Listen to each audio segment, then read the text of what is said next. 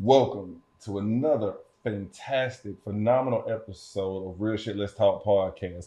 Today, listen, I'm lost for words, right? I'm flabbergasted because this lady that we're about to talk to not only turns heads, listen, she shakes the room with vibrations of greatness. And her one of her famous poetry speeches was you so black. So listen, check it out. How are you doing today, Miss Theresa? I'm excellent. How are you doing today? Man, listen, I'm all in joy. I'm happy. All right now. I like it that the fact that, like, man, when you put some manifestations in there out there and affirmations and confirmations, things happen to put you in the destination. That is the truth. I'm a big believer in metaphysics, in the things that we talk about and the things that we feel about are the things that we bring about. So I'm glad that you are meeting your vibration and being intentional about what you say and what you think and how you feel. Yes, ma'am. Yes, ma'am.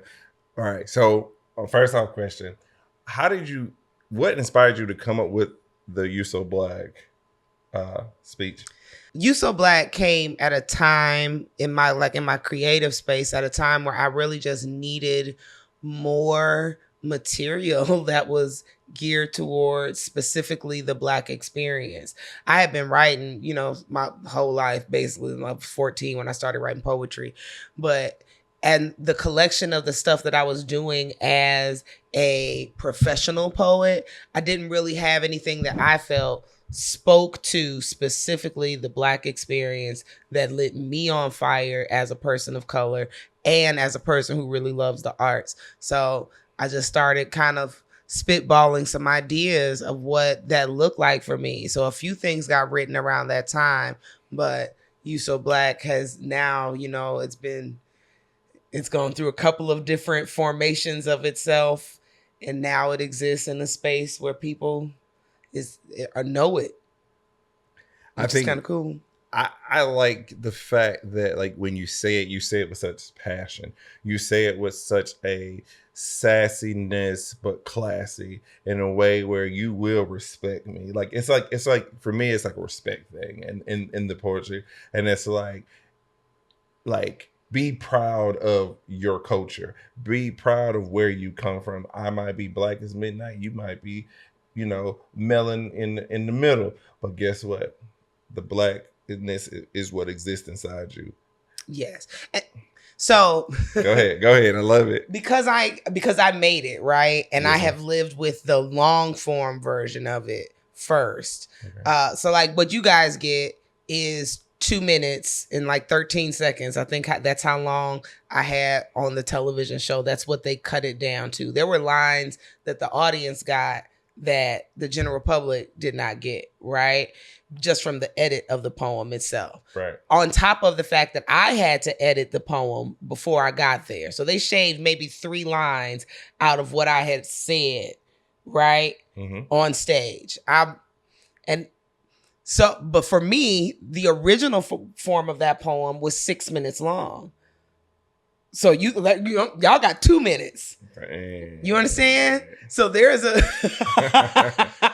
they cheated us. Yeah, but I don't say that they cheated you. They gave you what media is entitled to give you in the space of what it's delivering, right? I did a poem about Blackness at an award show that was about celebrating Black excellence. Right. So the poem went really well. There were a few points in the poem. And when you're doing a poem and every 2 or 3 seconds, you're getting the audience, big booms from the audience. Right. The production loves that stuff. So if I have 2 or 3 lines that don't get as big of a reaction and they can cut it out without messing up the logic of the poem, right, they're going to do what delivers for television. I'm not mad at them for that. Okay. I'm going to take that to the bank right on with the edit that I gave for my children's book, which is the edit. I'm not going to be mad at that edit the same way I wasn't mad when I knew in that same vein, right? Mm-hmm. When they told me, oh, we need this poem to be 2 minutes long, I knew that my 6-minute poem, we're getting rid of all of the parts that are hard,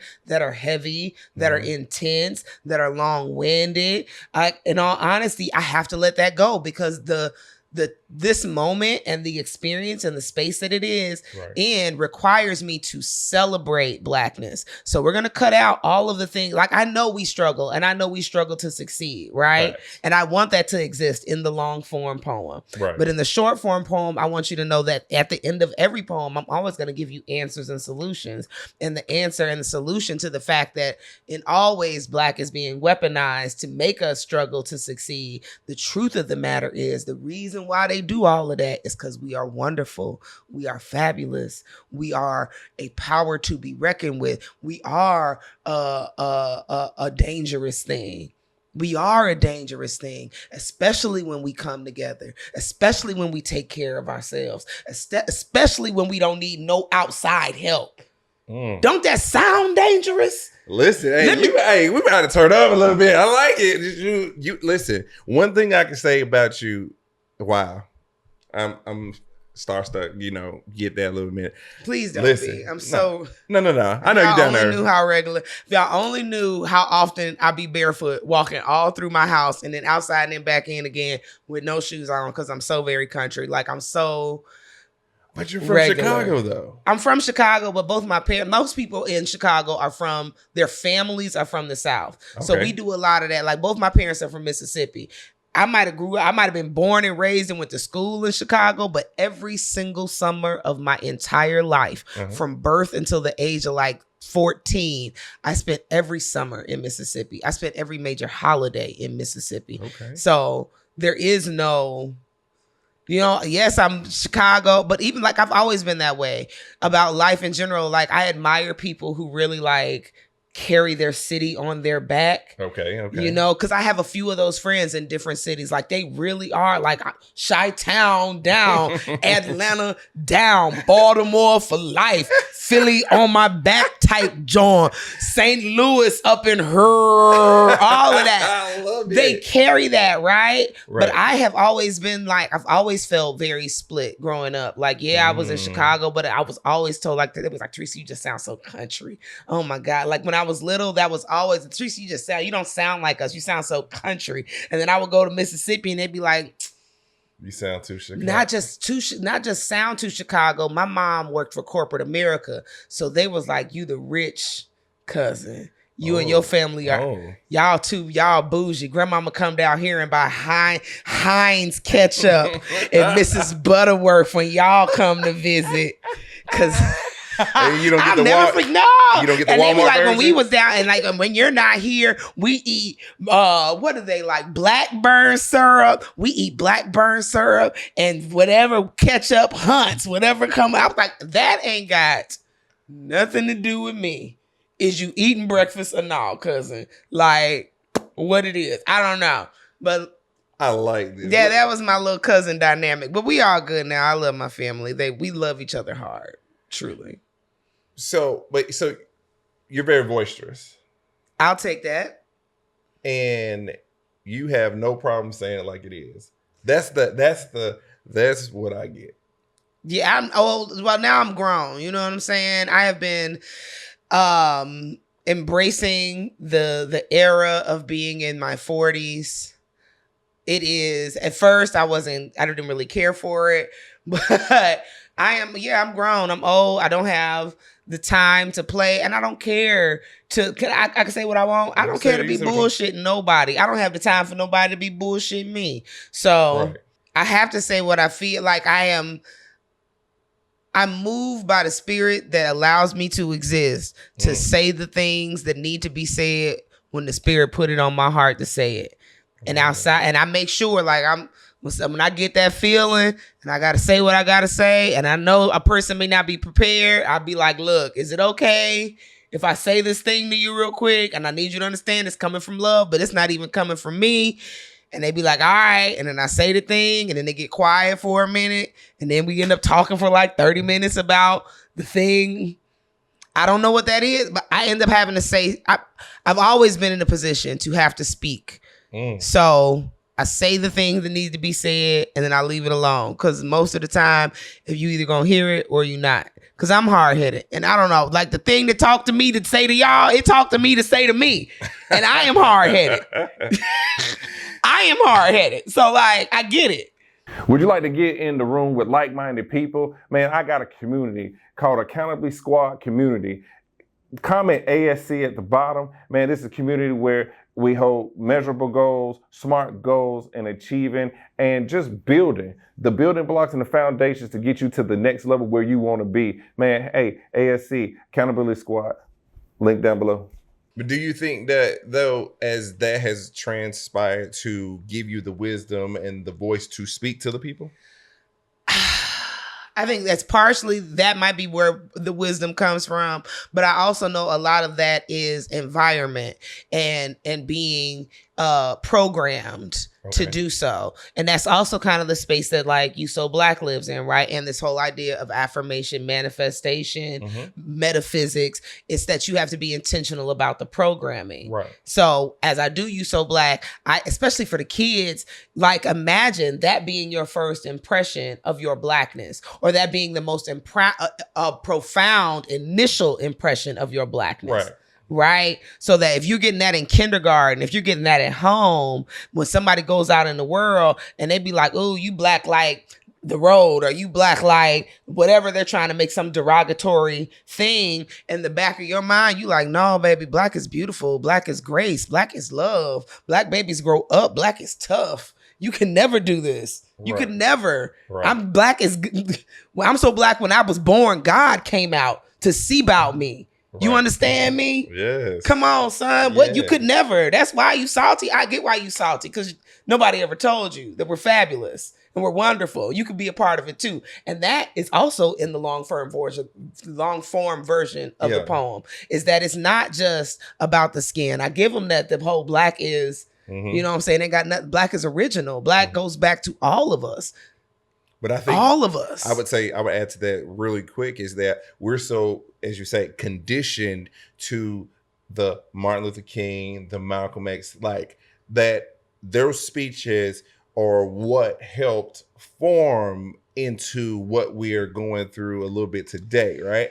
In the retrospective of when you say you're so Black, right? It's to say I have a dream, right? It's to say I am for the people, right? But when you hear I'm so Black, and the way that you say it and the passion that you put in it, it shows the purpose of why you say it the way you do. Because like if you said this, quote unquote, back then, oh man, this would have been, you probably would have, they would have been like, yo, we got it. Hey, she can never be on camera again. She can never speak again because you're giving. Oh yeah, there's definitely bullet in the assassination type material. Because it's not lost on me. At the end of the day, what I'm learning and what you just taught me is that this is also what I need to say to my boys. Like, I mean, I tell them that they're handsome. I tell them that they're going to be good men, and affirmations and manifestations, different things of that nature. But like the way that you put it, hey, Black is bold. Black is beautiful. The way that you put it, it's aesthetically saying, I am no better than what you say I am, but I know that I am better than because I say I am. Like, you're giving yourself that confidence. You're giving yourself that way of thinking, where it's like, if you say you go to Howard, okay, because you went to Howard, and like I went to Florida State. Doesn't make us any different, but guess what? If I know that this is the route because they have the program that I want and Howard didn't, we're friends. Okay, we friends.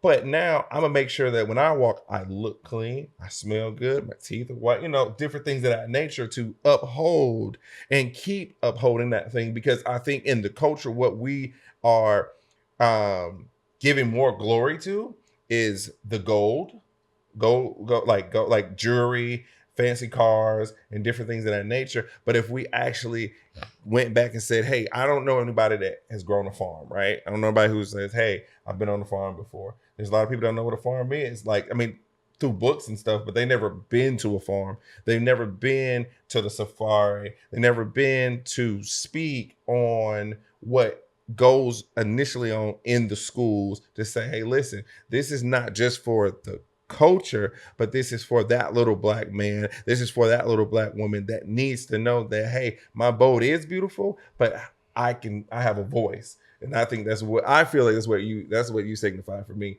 It's like Blackness is not it's not defined by the color. It's defined by you and the passion within you to not say, you can't say I'm pro-black, you can't like that, but you can say it like, hey, guess what?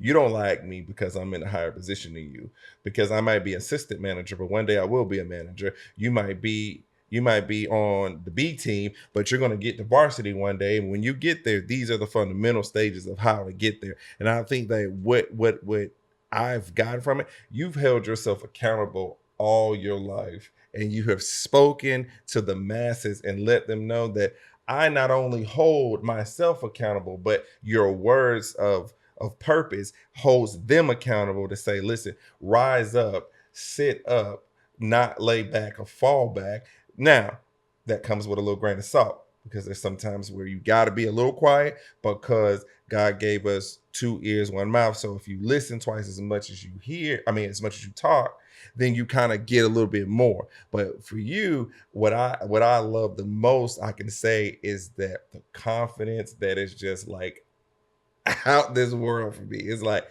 if I remember feeling down, because I ain't gonna, like I told him, like I was telling Tevin, listen, the month of August has been rough.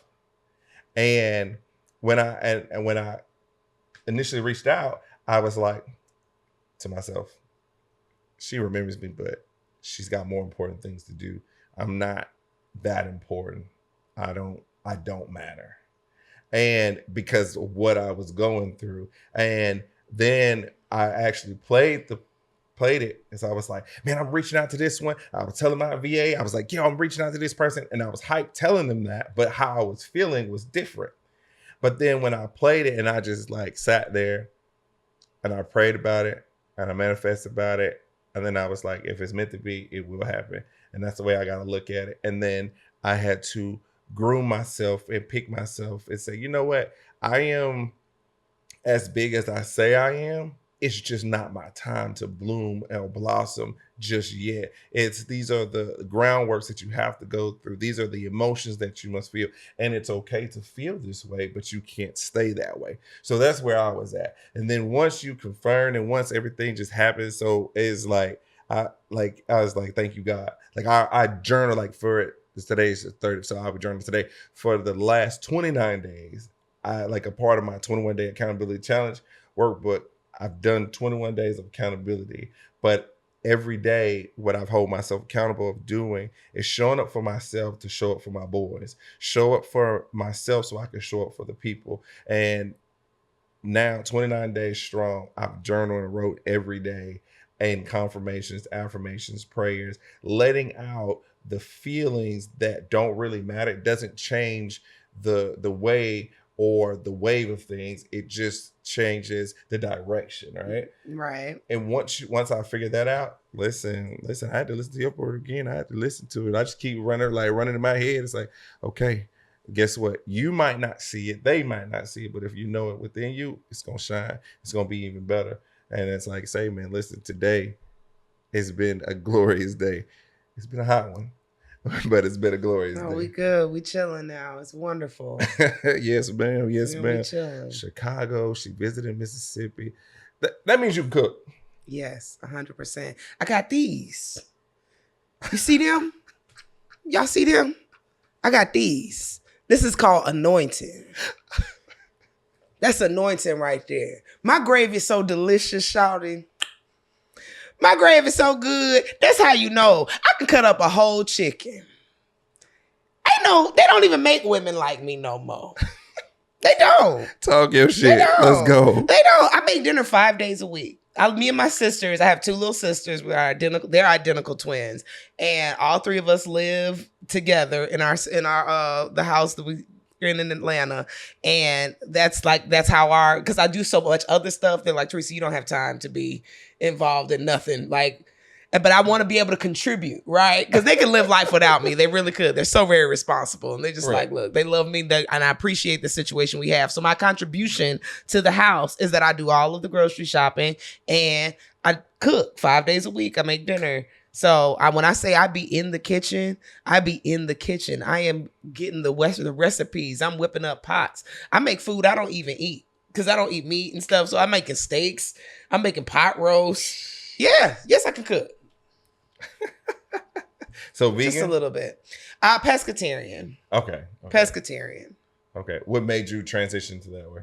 I had been vegetarian for a long time and almost passing out, being O positive and needing some actual protein in my life is what took me back into eating seafood. And the fact that, like I'm saying, my family's from the South. My mother is from the Gulf Coast of Mississippi. So right. Seafood is like a huge cultural thing. Eating in general, food is a cultural thing with my family, right? And my dad now does all of the cooking. So when I stopped eating meat and I would come home and I wasn't eating his barbecue and I wasn't eating the spaghetti because it was meat and the spaghetti, I think I had 2 more visits at home where he let that stuff slide. And then on the next visit, he had spaghetti with no meat in it. He had vegetables that he had grilled. He had fish just in case I was eating fish. And like, he is slowly, like now, he doesn't even, like initially when I first became a vegetarian, he would make 2 different kinds of spaghetti sauce. Now he only makes the vegetarian. This has been years now. He only makes the vegetarian spaghetti sauce for everybody and everybody eats it with no problem. Like, he put his foot down. Yeah, but that's his love. His love language is feeding people. Okay. So the fact that his oldest child was coming home and not eating his food, he not having it. He not having it. He got too much pride to be like, why you not eating my food? He just gonna walk around mad, not saying nothing that I'm not eating. I love this. That's crazy. Yeah. Transition, and then transformed right into one. That is awesome. So you have siblings. You have 2 younger sisters. Yeah, 2 little sisters. I love them so much. Do you go out now here in Atlanta or so? Do you go out to schools and talk to the youth? I do. I actually have like 2 or 3 schools I need to go talk to this in September. I'm going to be doing some stuff where I get to talk to like 1,000 HBCU students. Okay. And next month at the Atlanta Symphony Orchestra. That's kind of cool. So I do, like, that's a huge part of my business model is because there would be no Theresa the Songbird if there weren't the people who came to my elementary school and did workshops about art. You know what I'm saying? In the 3rd grade, I got to be Madame Butterfly. Which is an opera, you know what I'm saying? So like, who's in the 3rd? What little black girl's in the 3rd grade doing karaoke of opera? This was the 80s, late 80s, early 90s. So we played different. Different stuff was allowed at school. So they gave us, in the 3rd grade, they brought the retractable prop knives with the spring in them. And if you know the 3rd grade in the 80s, Madame Butterfly, she kills herself in the video. Like, she's just harikari. So I'm playing Madame Butterfly, mind you, and I take the little the little spring load knife, and I'm singing my little heart out, and I do all in the 3rd grade because at that moment, as I was doing it, I was like, everybody's watching me. Everybody knows I get to be the star. I could do this for the rest of my life. I had that epiphany in the 3rd grade. Like, this feeling, I could get this feeling. I will never give up this feeling. I knew that in the 3rd grade. And I knew it was because these people came here and showed me this thing. I wouldn't have gotten it anywhere else. So it was like basically that one thing that you stuck with and then you just like worked at it. Kept working at it. No, because I didn't act again until junior high school. Okay. And even that was like intimidating for me. Why did you stop? Because that's a big transition. So why did you stop? Because it is, like I said, I'm just in the 3rd grade and these people come for a week, maybe a week, right? So it's a week of dazzlement out of my life. And then they leave and then we put toenail polish on the backs of crayfish, and that was the next project we moved on to. But as you get older and then look back on your life, you think about what things were super impactful. And every time I get on stage, I remember 9-year-old Theresa with the retractable knife And like I remember her every single time I get on stage. I'm like, oh, we finna do it again. It's so great. Did you ever get nervous? Every single time. Always nervous. That's how you know you like it.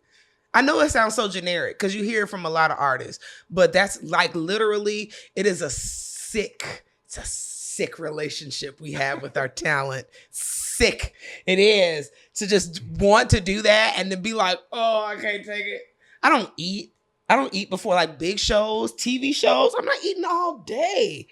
I'm not eating anything. I can't hold down food. That's definitely not happening. You sounded like somebody I know. Yeah.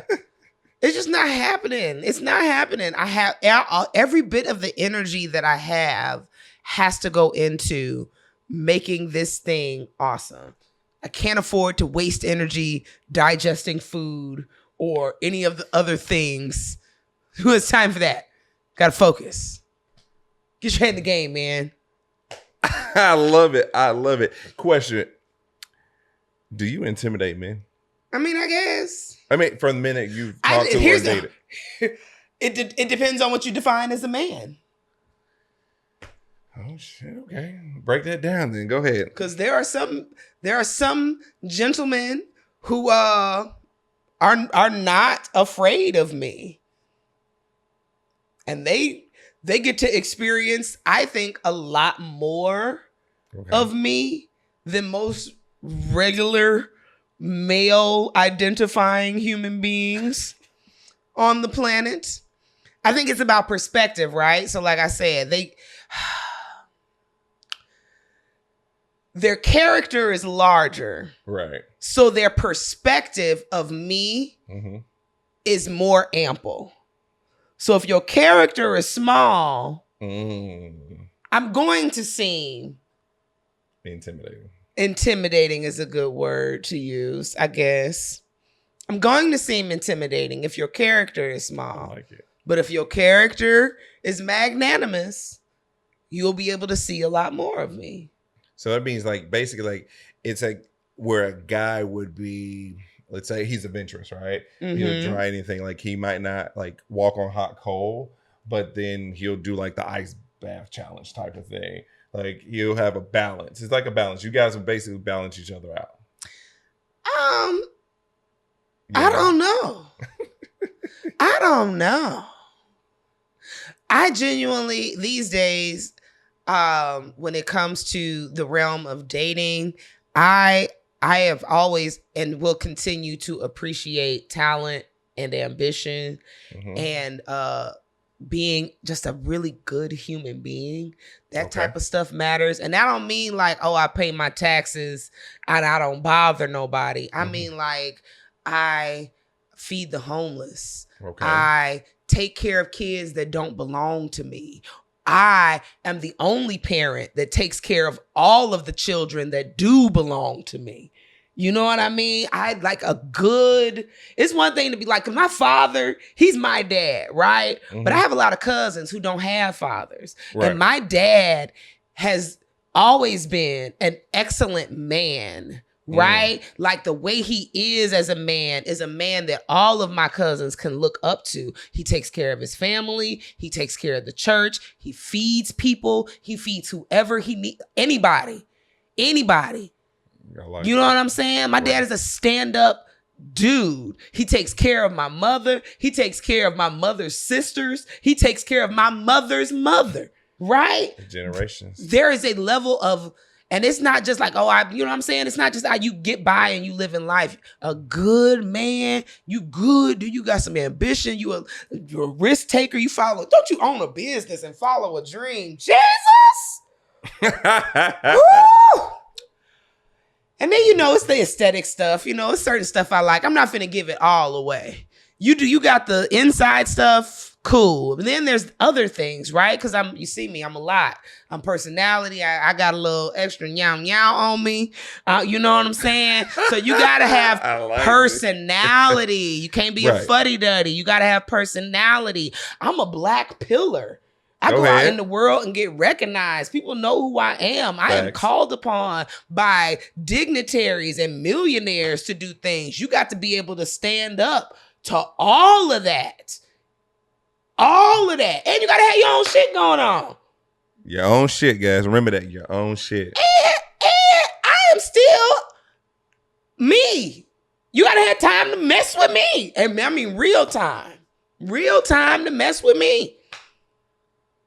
So, and that's a lot. That's a lot. I don't even know if I have time for all of that. Wait, so you don't have enough time for yourself? No, I'm not saying I have plenty of time for myself, but as much as I want all of that for me, I'm certain that if he's looking, he has a list of things that he wants too. That will require attentiveness. Right. And also requires me to be whole and healed and present and available and transparent and vulnerable and strong all at the same time and willing in the space of relationship. So I'm 40. I don't have time to bullshit, right?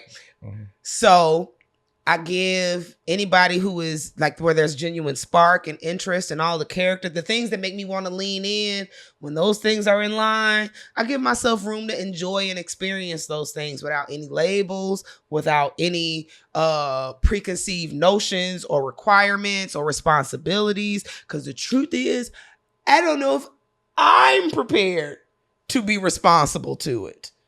Right. But for the right person who's willing to like hang out, be friends I won't say long enough, who's out to hang out to be friends with an intention, I can stop. Like you can be the only person I hang out with. I can be intentional about that. Right. We can slowly start building some things. I might move some things around. Who knows? Who knows what's available? But right now, today, I don't know. It's a jungle out there. The dating pool is closed for business. It ought to be closed. It's hazmat suits. That's what you swimming in. You got to put on a whole hazmat suit, and then you dip your whole body down in hand sanitizer before you get in the dating pool. Hazmat suits. Protect yourself. Hand sanitizer. Dip it down. Let me ask you this then. Because you say that, is it more important of your craft and what you're doing is more important than your personal life? No, because they're all connected, right? Like, or maybe I don't have no personal life. That might be the that might be the answer, is that I don't have a personal life and that I am like, because I do.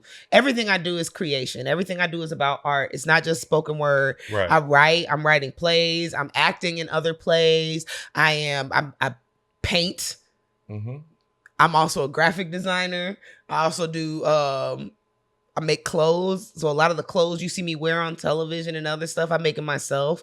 I'm missing some stuff. I have a few hair clients left. Since 2020, I've been telling my hair clients, look, I don't know where my life is going, but it won't be behind this chair for much longer, you know? So I have a few clients that are like true blue dedicated that I just can't quite give up. So it's a lot. It's a lot that I do already for myself. So when I do have free time, I find that I do spend my free time still doing other things that feed the thing that I enjoy, which is the arts, right? So I end up going out to music open mics or comedy open mics or watching new plays that are going up, or, you know, or I'm like this weekend, I'm going to, where am I going, Lord? I'm going to House in the Park. I was thinking about One Music Fest because I'm debating on whether I'm going to buy tickets for that this year. But yeah, I go and feed the battery that feeds the business. Damn, I love that. That's great because it just shows how passionate you are for it. That's one way of putting it. But, or as you said before, when we said your purpose, right? Yeah. And then when we look at it, we're saying, hey, this is what you're going to do. This is what you have to do. This is what you must do. And then like one thing I can say that you never said this far is you can't. You never said I can't. That goes a long way. And that's really, really, really good. And like I said before, it's one of those things where I have to say during my 21-day challenge is I can, I will, and I must. Yeah. And once I've done those things, it's like I repeat that cycle. I have to repeat that cycle. And even like say, you getting ready this morning. or whatever. I was like, it's gonna be a good day. Everything's gonna fall in place. I am ready. I am proud. And I think feeding your passion is the same thing like as your mindset. Your mindset. So do you have anybody around you that it's always holding you accountable? No. I won't. Not always is a very sweeping term, right? So I live with my sister. So everything that happens in my business and my personal life, like my health and all of those things, in terms of like if anything that happens to me that could possibly affect their livelihood, they're aware of all of that. But I don't know what you mean. Like when you be like, hold me accountable, sounds like I can't make good decisions for myself. I like the way you put that. So I like that. I think the best space of accountability that I can speak on right now, like I said, I'm writing scripts, right? So I'm working on this show with my writing partner, and I feel very accountable to this whole project, right? Because there is something at stake outside of myself. That's normally my motivator because I have a special brain, and that's all right. We all have special brains that work differently, right? Right. So for me, I'm a high level, I'm a adventurer, I'm a risk taker, procrastinator. It's a lot of things going on. Okay. And I tend not to do things for the sake of myself. Even I told you, the voice talks to me. I ignore the voice talking to me because I'm hard-headed. I like to do what I like to do. So it's easier for me to be accountable when there's someone else's livelihood at stake. I'm really high functioning in group projects, right? Because I don't want to let down the group. Okay. So that is my accountability, is my own personal guilt that I hold about the possibility of letting down somebody else. That's about as deep as it goes. Everything else, all the rest of my energy is spent on creating and figuring out what new cliff I could jump off of. Not literally. I don't do those type of life risky things. I think that's a little off the wall, jumping off of cliffs and jumping out of airplanes. You get all crazy. You didn't do it? Nuts. Hell no, shawty. Hell no. Now I will parasail because I'm not afraid of the water. Okay. So I'm not afraid of the water. And I'm like, we got a kite on my back. I'm not going to just hit the ground. But once I'm in the water, I'm good. I'm going to survive. I can handle myself in the water. I've taken lots of swimming classes. I can wave, float, all that good stuff. I'm like, I ain't Michael Phelps. I might be Michael Phelps' plus size, middle-aged sister, but we can make something happen. I love it. The confidence. On the black side of his family, you know. The blacks. Not the black side. Yeah, you know, Mike get to come everywhere. Black people like Michael Phelps. Shut up. I got the cameraman. I got my first real giggle out of the cameraman. I'm very excited right now. I want y'all to know. Because I'm telling the truth. Black people fuck with Michael Phelps. We like him. Oh, big heart boy with all them gold medals for swimming. We like Michael Phelps. I bet you Michael Phelps like us too. Man, Michael Phelps smoke weed. I know Michael Phelps like us.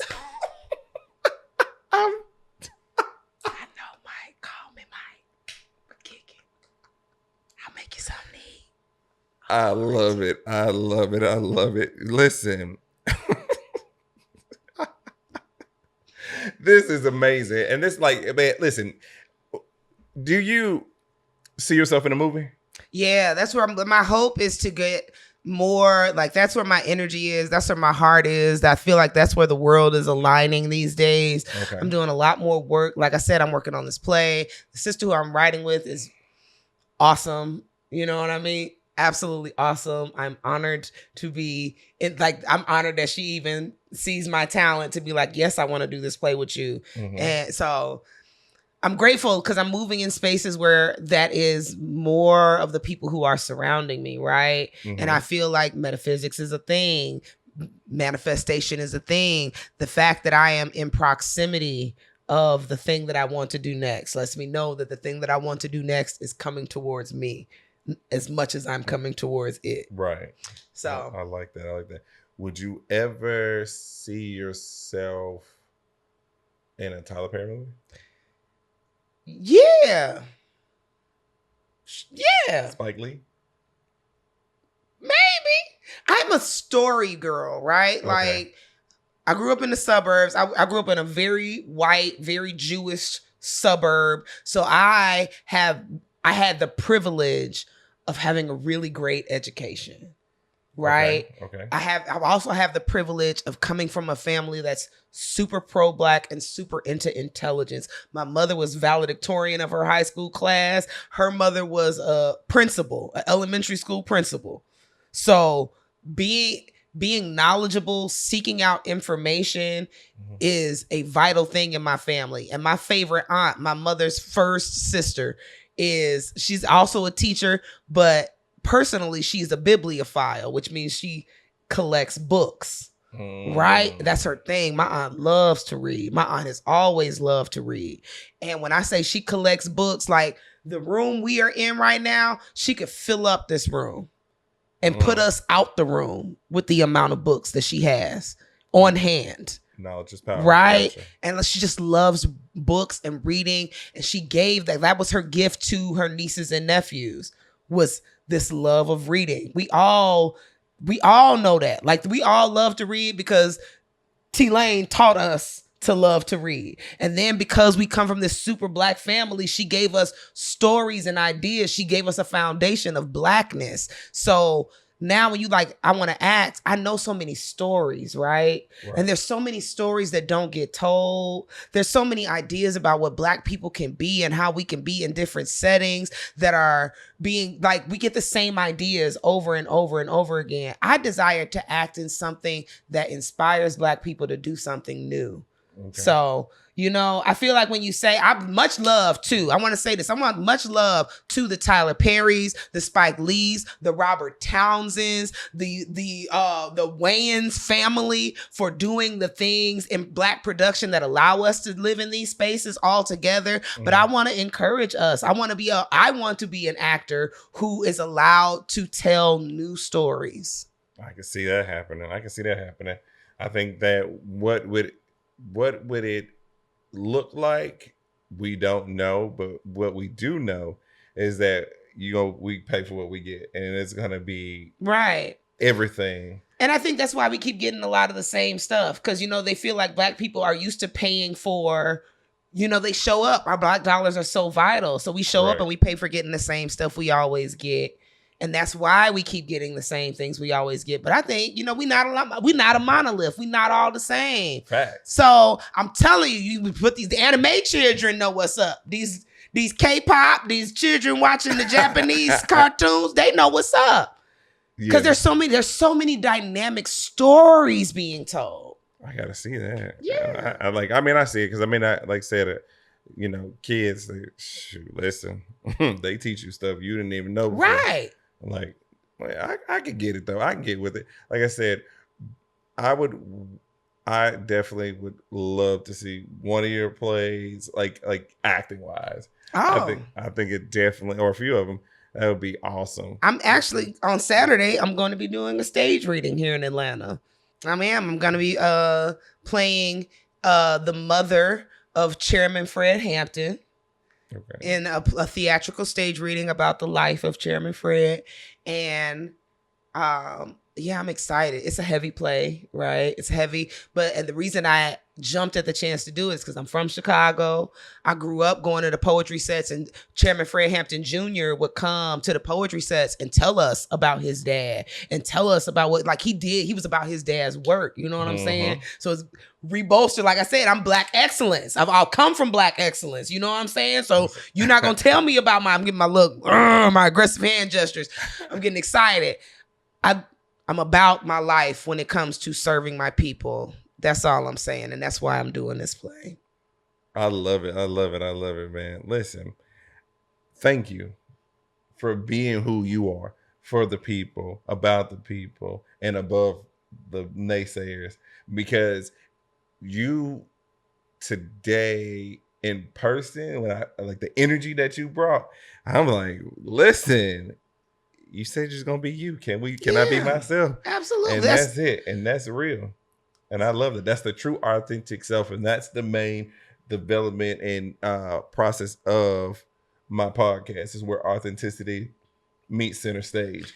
And you are truly the real truth, the real deal, Holyfield, knocking them out. I received that. So Tracy Ellis Ross said in an interview once that when you come around me, I want you to feel like you have permission to be the best version of yourself. Right. And that I was like, that is exactly it. When you come around me, I want you to feel like, yeah, man, I can do whatever I want to do. Yeah, man, like I'm really like I'm dope. Like, yeah, Songbird is cool, but man, I am that one. I am that me, man. Can't nobody me like me. I love it. I want that for you when you come around me. Listen, you changed my whole euphoria now. My whole mindset. He feeling his meanness. I said, I feel like is the you-ness coming through the camera? Are you getting it? Are you getting it, people? Even the cameraman like, yeah, man, feeling like me back here behind the camera. Y'all should see him. I love it. Listen, man. Listen, where can they find you? I'm so easy to find. You can Google me, website, Instagram, Cash App. All of the things are the same.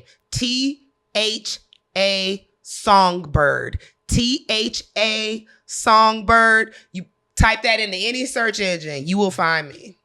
Listen, man, this has been an honor, a true privilege on Real Shit Let's Talk podcast. More on the way. Listen, tap in. And when you get around the room with her, listen, she gonna shake the room like no other, man. Again, this is another episode of Real Shit Let's Talk podcast, man. I appreciate y'all.